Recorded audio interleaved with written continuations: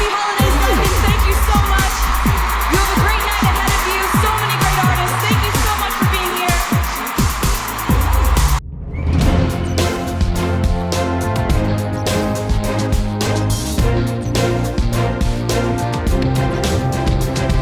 So, American musician Taylor Swift is said to be one of the most carbon-polluting celebrities of our time. Her Eras tour, which kicked off in 2023, was said to have played a big role in this, where she uses her private jet to travel. It's said that flying in her private jet in February 2024 to attend 11 erastour shows made her responsible for emitting close to 400 trillion kg of carbon dioxide.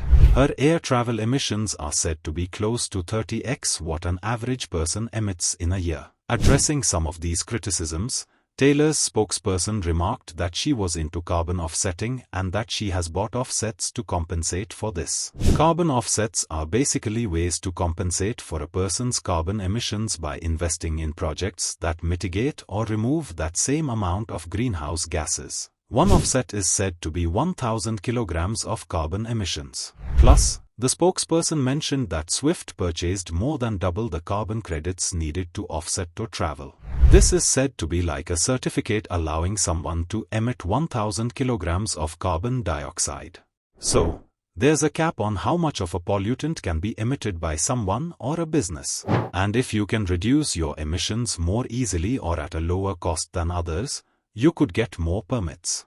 And you could sell those permits to other people or businesses. So, this is a market for emissions permits. It's a price on carbon emissions. But, how does that really benefit the environment? All it may be doing is quantifying one's environmental impact. If you are selling carbon credits, it may just mean you are being monetized for someone else's emissions. And if you are into carbon offsets, what about doubling or tripling the amount of greenhouse gases you are emitting? Plus, is there a way to understand the impact of what's being planted and how much carbon would be captured from what's being planted?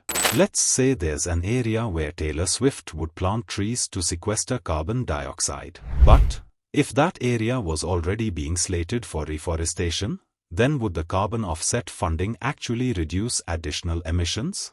Because the trees would have, anyway, been planted. So, is this just about damage control?